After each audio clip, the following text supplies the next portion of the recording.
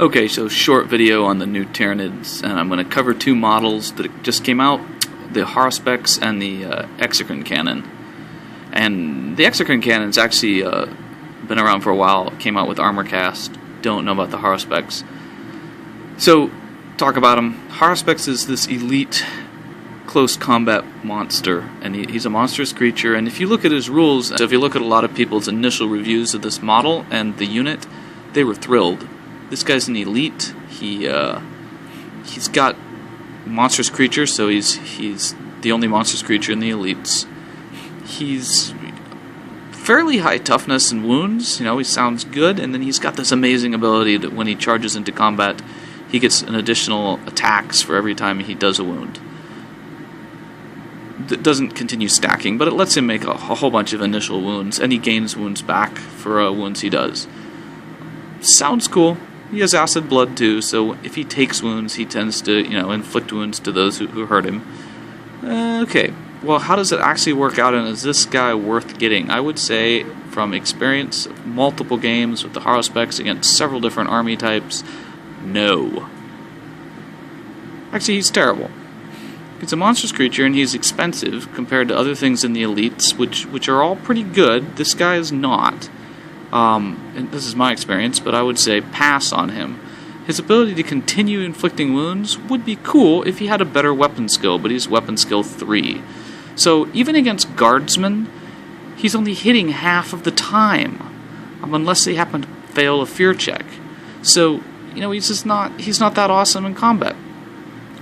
It only works on the round he charges, and that's not too good because he's not that fast. Alright, so considering him in close combat, what's one other thing to think about? If he even gets in combat with, say, a squad of guardsmen, they all have crack grenades. So, this guy who's not very fast, who only has weapon skill 3, and a 3-up armor save is going to be demolished by, potentially a bunch of guardsmen with crack grenades. So, in close combat, he's just not the monster that you would think he is from his write-up. Give him fleet if you spend extra points for adrenal glands. You can give him things like regenerate, but you have to spend all these extra points for it. So he's expensive once you start adding points, and he's not that fast. So he doesn't even always get into combat. And he's got a shooting attack, yeah, but it's only one shot, and he basically acts like he's a character when he shoots, so he gets, precision shot, but only on a 6. So I would say, for the Haruspex, the answer is pass. But if you get that box with the Haruspex and Exocrine cannon in it, you get the box with the Haruspex and the Exocrine cannon in it, you get the Exocrine cannon. Now this guy's in the heavy slot, and he's quite good. He does compete with several of your other heavies, but as a unit, he's well priced.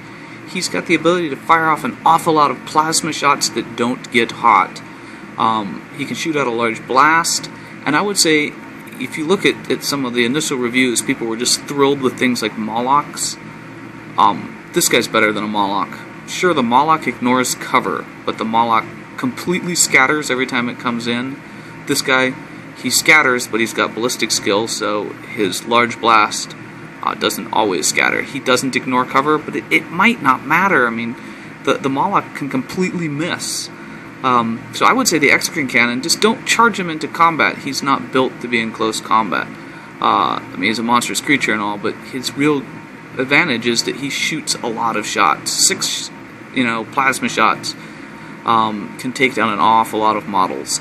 So he's gotten quite good. He's a cool model, and he comes in the same box as the Haruspex, so the Exocrine cannon, I would say, is a definite go.